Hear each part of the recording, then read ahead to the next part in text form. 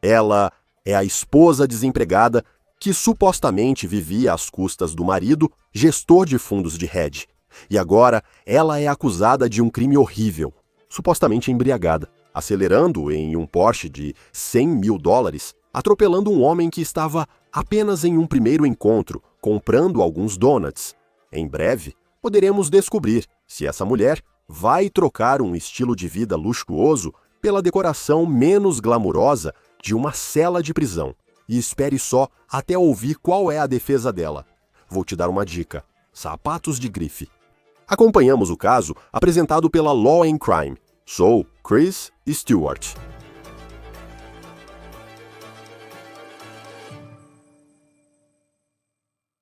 A vítima, neste caso, teria sido atingida com tanta força pelo suspeito que a pessoa que caminhava ao lado dele nem percebeu que ele havia sido lançado a quase 10 metros de altura. É assim que supostamente rápida e violenta foi essa colisão. Esta é a mulher responsável, chamada Christina Chambers. E até as primeiras horas de 19 de abril de 2023, a vida parecia estar muito boa para ela. Chambers era casada com um gerente de fundo de hedge. Segundo o Glassdoor, esse trabalho paga em média de $300 a $450.000 por ano. Sinceramente, ao pesquisar isso, me surpreendi, pois parece pouco diante do que grandes nomes do setor ganham. De qualquer forma, é muito dinheiro, suficiente para Chambers não precisar trabalhar. Além de supostamente morar em uma casa de $1 milhão em Houston com o marido, ele também teria lhe dado um Porsche de $100.000. Isso sim é um carro esportivo, rápido, ágil e alvo de debate entre os promotores. Na noite do acidente, Chambers queria mostrar para 2 amigos que estavam no banco de trás o quão rápido esse carro podia ir. Na noite em questão, Chambers estava com amigos e teria passado por 4 bares, segundo promotores. O motorista tomou pelo menos 6 bebidas alcoólicas. Chambers não estava apenas dirigindo um carro bonito. Ela também estava usando uma roupa de grife, incluindo saltos Christian Louboutin com suas solas vermelhas características. Podem custar milhares de dólares. E estou mencionando especificamente esses sapatos, porque, supostamente, eles desempenham um papel importante no que acontece a seguir. Foi nas primeiras horas daquela manhã que Chambers e companhia decidiram que era hora de encerrar a noite. Eles entraram no Porsche e seguiram viagem. Naquela noite, Nicholas McMullen, 33 anos, arriscava-se em um primeiro encontro. Era por volta de 2h35 da manhã. E parece que aquele primeiro encontro estava indo muito bem, porque ele e a mulher com quem estava decidiram terminar a noite com um donut. Então eles foram à loja de donuts, pegaram os doces, pegaram o café. McMullen e sua acompanhante voltavam aos carros quando ocorreu. Um Porsche, supostamente a mais de 110 km por hora, em uma rua da cidade, atropelou McMullen, lançando-o a mais de 9 metros no ar. De acordo com o Houston Chronicle, a mulher com quem ele estava no encontro disse que tudo aconteceu tão rápido que, quando ela se virou para avisar McMullen para sair do caminho, ele já o havia sumido. Ela só se lembra de sentir algo roçar no quadril dela, e só isso. O amante de música de 33 anos, que trabalhava na Universidade de Houston, foi declarado morto no local. A motorista daquele Porsche, claro, era supostamente Christina Chambers. Ela foi presa 1 hora após o acidente. O Chronicle informa que registros médicos apontam que o nível de álcool no sangue dela era cerca de 4 vezes o permitido por lei. Estamos falando de 1 hora depois de tudo isso ter acontecido. Ela ainda estaria, supostamente, com 4 vezes o limite legal. Os promotores também dizem que revistaram o Porsche e encontraram pequenos saquinhos de cocaína no veículo. Chambers foi presa. Ela está atualmente sendo julgada por homicídio culposo. Ela obteve fiança de $50.000 uma semana após ser presa. Então ela está em liberdade desde que pagou essa fiança. Dias após a fiança ser fixada, seu marido, gerente de fundos de hedge, pediu o divórcio. Esse divórcio foi finalizado em fevereiro do ano passado. Então veja o que a promotoria tem nesse caso. Eles têm testemunhas desse acidente horrível, incluindo a mulher que estava ao lado de McMullen quando isso aconteceu. Eles também têm esses registros médicos que supostamente mostram que Chambers estava bastante bêbado no momento do acidente. Qual seria a defesa dela nesse julgamento por homicídio culposo? Bem, parece que tudo gira em torno daqueles caríssimos sapatos de grife de $1.000 que ela estava usando quando estava ao volante. O advogado de defesa de Chambers diz que o salto dela ficou preso no pedal do acelerador e ela não conseguiu parar o Porsche antes de atropelar McMullen. O advogado dela também diz que o acidente foi em uma das curvas mais perigosas de Houston. E já houve vários acidentes graves nesse local no passado. Agora, houve muita disputa judicial nos últimos anos desde que tudo isso aconteceu. O Chronicle diz que ambos os lados tentaram fazer com que provas fossem descartadas antes deste julgamento. A defesa pediu a exclusão da bolsa achada no carro junto com os saquinhos de cocaína, assim como o exame de sangue que mostrou o suposto nível de intoxicação dela. Do lado da promotoria, e isso é interessante, eles não queriam que fosse mencionado que Chambers poderia estar grávida. Agora não está claro se ela está grávida, mas a defesa poderia mencionar isso na fase de sentença, se ela for considerada culpada de homicídio culposo, de acordo com o jornal. É sempre incrivelmente chocante e triste quando você vê histórias como essa, em que a vida de alguém termina assim, de repente. E esse é certamente o caso de Nicholas McMullen. Agora, olhando para o lado de Christina Chambers, do que ela é acusada, é absolutamente horrível. Além do tribunal criminal, a família de Nicholas McMullen moveu ação civil, que será julgada na próxima primavera. Esse processo não só culpa Christina Chambers pelo acidente, mas também responsabiliza o bar onde ela, supostamente, estava por supostamente tê-la servido bebida em excesso. E também responsabiliza o gerente de portfólio. Agora, o ex-marido, que os promotores dizem ter comprado o Porsche para ela, supostamente sabendo do problema dela com álcool. O advogado de defesa de Chambers diz que o ex-marido, na verdade, comprou aquele carro para ela porque eles estavam passando por alguns problemas conjugais. Foi mais um presente para tentar conseguir o perdão dela. A família de McMullen quer mais de $1 milhão nesse caso, que será decidido por um júri no Tribunal Civil. Quanto ao caso criminal, novamente, esse julgamento está acontecendo agora. Chambers pode pegar até 20 anos de prisão se for condenada por homicídio culposo. Agora, para comentar, está conosco o advogado de direitos civis, Joe Richardson. É sempre ótimo ter você aqui no Law and Crime enquanto acompanhamos esse julgamento em Houston. Parece que a promotoria tem um caso bem forte, na minha opinião de leigo, apenas pelo nível de intoxicação dela, supostamente. Mas ela está argumentando que foi o salto do sapato de grife que ficou preso no pedal do acelerador. O que acha desse argumento a favor dela? Foi uma defesa do sapato. Eu sempre gosto de usar essa. Não sei até onde isso vai levar. Uma das coisas que eu acho que eles fizeram, a promotoria fez isso, colocou eles provavelmente em uma posição melhor. Eles iniciaram com homicídio culposo por intoxicação e depois ampliaram para apenas homicídio culposo. Então, qualquer coisa, incluindo a intoxicação dela, a intoxicação pode levar à imprudência. Excesso de velocidade. Todas essas coisas estão em jogo. Então, ela não pode simplesmente dizer, sabe, foi o sapato que causou isso. Porque existem outros motivos além do pé dela para ela realmente estar nessa situação. Então, o que eu acho é que a defesa do sapato provavelmente não adianta muito, porque agora eles têm mais coisas que precisam refutar. Não é só pelo fato de ela ter bebido. Afinal, 3 ou 4 vezes o limite legal não ajuda, certo? Eles podem usar fatores que incluem, mas não necessariamente se limitam ao fato de ela estar intoxicada. Não sei se o sapato dela preso no acelerador vai ajudá-la, ainda mais considerando outros depoimentos, inclusive de amigos. Parece que câmeras não são permitidas no tribunal durante o julgamento, já que vejo apenas esboços sendo divulgados. Mas só de ouvir a pessoa que estava no encontro com Nicholas McMullen e que ela viu é simplesmente chocante pensar nisso, porque você sabe, poucas pessoas já testemunharam algo assim. Mas ela olhou para avisá-lo para sair do caminho, e ele já tinha ido. Tipo, é assim que o carro aparentemente estava rápido.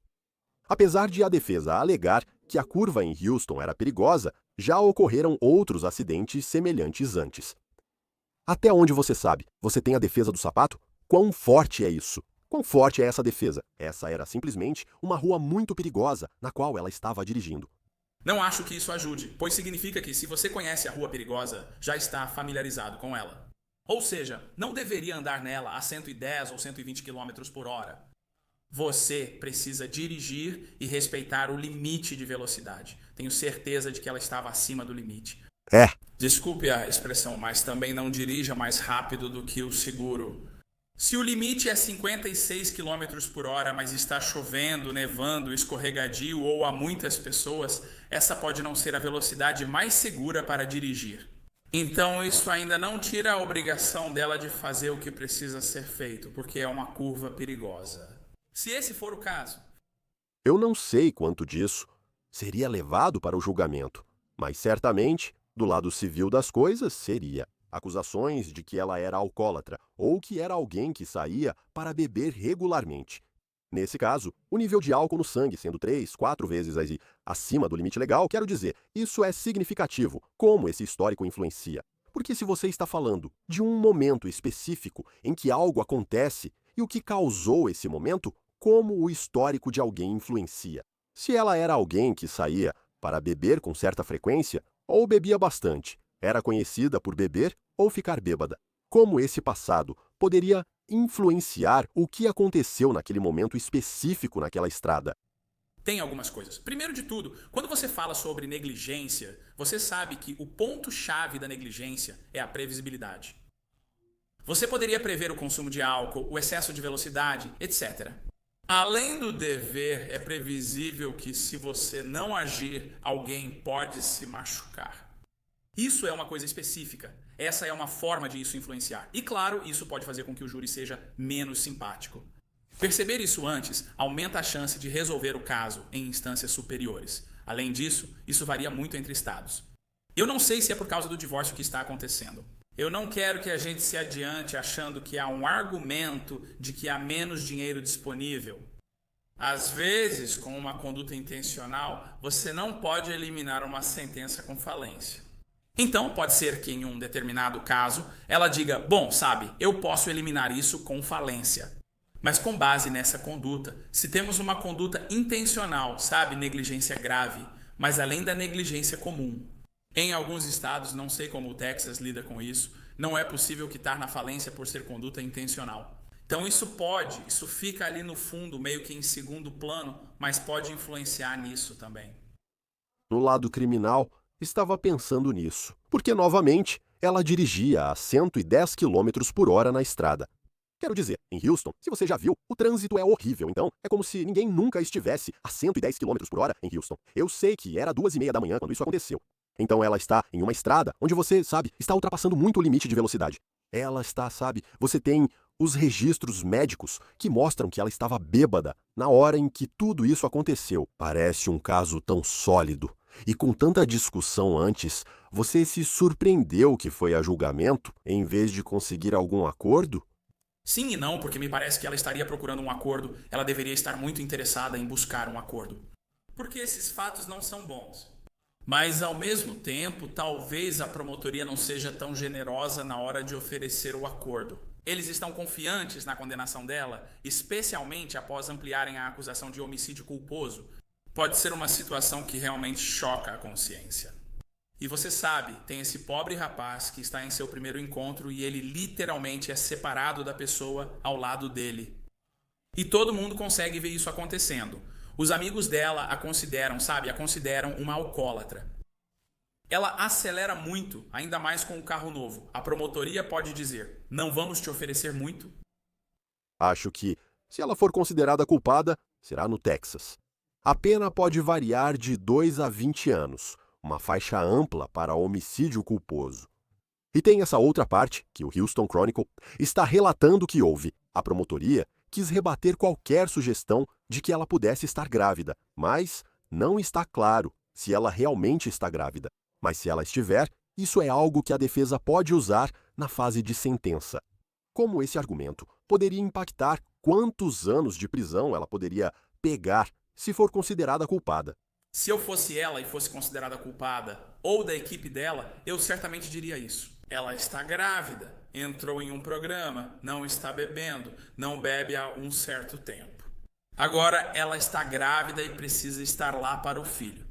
E, portanto, você sabe, eles vão pedir a sentença mais branda possível. Se não, eu não sei. Mesmo que os 2 anos sejam necessariamente obrigatórios, ou se os 2 anos podem ser cumpridos em prisão domiciliar ou algo assim. Com certeza vou usar isso e testar. Porque eu vou dizer isso. Essa criança inocente não deveria ficar sem a mãe por 10, 20 anos, dos quais ela teria que cumprir 10. Ela perderia a infância da filha. E assim por diante, e assim por diante, e assim por diante. E eu sei que cada estado, e certamente cada juiz, quero dizer, às vezes a gente vê sentenças que você pensa, uau, esse juiz não estava brincando. Há casos em que o juiz decide e todos reagem. É só isso. Mas quando você está olhando para uma pena de 2 a 20 anos, o que normalmente influencia nisso? Tipo, em um caso como esse, onde não parece, ela tem ficha criminal. Eu nem encontrei nenhum DUI anterior que ela tenha tido. Então parece que esse é o primeiro problema dela com a lei. Se for esse o caso, como isso afeta a pena em relação a outros homicídios culposos em que a pessoa pode pegar 20 anos? Onde? Só enquanto analisamos. Se ela for considerada culpada ou inocente, não sabemos. Qual pena de prisão você acha que ela pode receber? Sim, você tem tanto fatores agravantes quanto atenuantes, certo? Você pensaria que um grande fator atenuante seria o fato de que ela nunca teve problemas antes. Mas se as evidências sugerem que, na verdade, ela poderia ter tido problemas e deveria ter tido problemas, sabe? Porque ela faz isso há muito tempo. Aparentemente, ela disse a um assistente social que bebe 4 ou 5 doses 2 ou 3 vezes por semana. Se isso era apenas uma bomba relógio prestes a explodir, pode fazer com que ela pareça um pouco menos simpática. Mas minha primeira inclinação provavelmente será, nessas circunstâncias específicas, que talvez seja do meio para o nível mais baixo. Principalmente se a maioria das pessoas nas circunstâncias dela, condenadas pelo primeiro crime, recebe uma pena do meio para o nível mais baixo, mesmo havendo alguns fatores agravantes aqui. Quando uma pena é estipulada como de 2 a 20 anos de prisão, se alguém for considerado culpado, isso significa que essa pessoa terá que ir para a prisão por pelo menos 2 anos se ela for considerada culpada. Essa seria a recomendação. Agora estamos indo de estado em estado, o que pode ser bem específico e particular. E você sabe, os estados já são um pouco diferentes nisso. Enquanto que no âmbito federal você vai cumprir 85% do seu tempo. Isso não vai acontecer no estado. Por exemplo, na Califórnia, se alguém recebesse 2 anos de prisão, talvez pudesse cumprir na cadeia do condado. Na maioria das vezes, se você pegar 1 ano ou mais, vai para a prisão. Se pegar até 1 ano, pode cumprir na cadeia do condado. Se ela pegou 2 anos, há um argumento de que talvez ela possa cumprir na cadeia do condado. Porque você realmente tem esse tempo. Então a questão é se ela vai cumprir todo esse tempo, ou a maior parte dele, e realmente pegar 2 anos. Ela realmente precisa ir embora, por assim dizer, ou poderia cumprir de uma forma mais branda? Sabe, uma casa de reintegração social. Sabe, sob custódia, em casa, prisão domiciliar, essas coisas. Então, há algumas coisas específicas de cada estado. Mas ela acho que posso dizer que é melhor para ela lidar com isso em um caso estadual do que em um caso federal. Ela estava, supostamente, desempregada na época. O marido dela parecia ganhar bem, trabalhando com fundos de hedge, gestão de portfólio, nesse mundo das finanças. Ele entrou com um pedido de divórcio. Isso aconteceu em abril. Começo de maio, ele está entrando com um pedido de divórcio. Eu sei que isso foi finalizado. Isso foi em 2023 e terminou em 2024. Se ele tem dinheiro e ela está sendo processada pela família da vítima. Ele foi citado no processo por supostamente comprar o carro para ela, apesar de dizerem que ela tinha conta conjunta. O divórcio isenta ele, de certa forma, da responsabilidade financeira?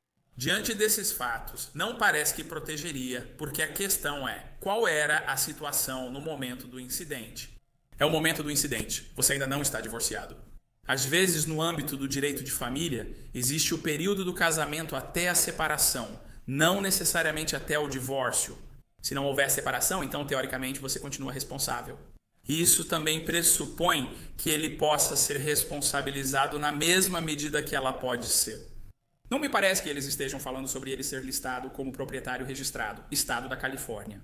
Existe responsabilidade para um proprietário registrado, mas é uma responsabilidade limitada para um proprietário registrado. Eles estão dizendo que ele é responsável porque comprou o carro. Isso aconteceu com o dinheiro dele. Dependendo de quão provável isso seja, se esse não for o cenário mais provável, então talvez isso seja usado, ou mude a abordagem. Se ele for mais provável de ser responsabilizado por ter dinheiro, isso pode aumentar o valor a ser pago. Mas, na medida em que há uma área cinzenta sobre se ele realmente pode ser responsabilizado ou não, mesmo que teoricamente pudesse ser por estar casado, não acho que a separação do divórcio ajude ele. Outros fatores podem interferir e afetar o cálculo, já que ele tem o dinheiro. Nesse sentido, não sei ao certo quanto.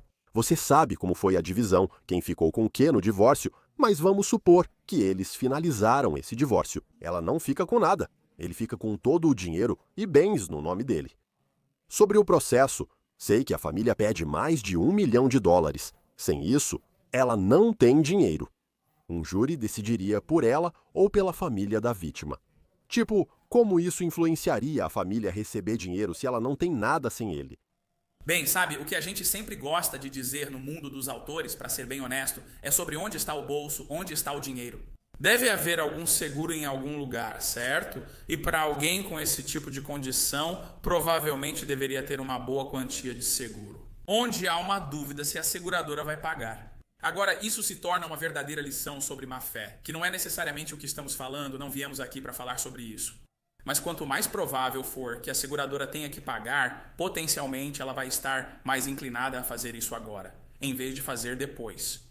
Então, se eu, por exemplo, sou a esposa, e eu acho que a cobertura deveria pagar, mas a seguradora está dizendo que não quer pagar, ela poderia, na verdade, dar às pessoas que estão processando ela o direito de ir atrás da seguradora por não fazer isso. Qualquer fator que leve a seguradora a negociar, como um limite de apólice menor, geralmente resulta em pagamento. Eles pedem um preço alto e acham que o marido tem recursos. Então, quanto mais provável isso for de acontecer, mais provável será, mais provável. Isso afeta o cálculo em termos de quem paga e quanto é pago. Eu sei que o processo civil, acho que está previsto para julgamento por júri civil em abril do ano que vem. E então, obviamente, agora ela está atualmente em julgamento. Como o veredito no caso criminal pode impactar o desenrolar do caso civil? Isso significa que ela seria considerada responsável. A questão é, se ele tem o dinheiro e ela não tem acesso, como isso o afeta? Isso ainda não foi resolvido. Eu aposto 10 contra 1. Se houver alguma dúvida sobre se o dinheiro dele deve ser usado para isso ou se ele pode ser responsabilizado, ele mesmo, ele vai entrar com o pedido, essa moção positiva sobre o assunto, para tentar se livrar dessa responsabilidade. E na medida em que isso é mais provável ou menos provável, isso afeta o cálculo do que ele pode estar fazendo. Eles vão querer tirar proveito de alguém aqui que tem recursos. Em qualquer outro momento, você só vai acionar o seguro. Ok. Vamos ver o que acontece. O julgamento criminal, ele certamente meio que sela o destino dela, porque na verdade, mesmo que ela seja absolvida no julgamento criminal, ela com certeza vai ser responsabilizada civilmente. Eu não acho que haja como escapar disso. A questão é, e é uma questão separada que não está resolvida aqui, se ele seria considerado responsável criminalmente e civilmente.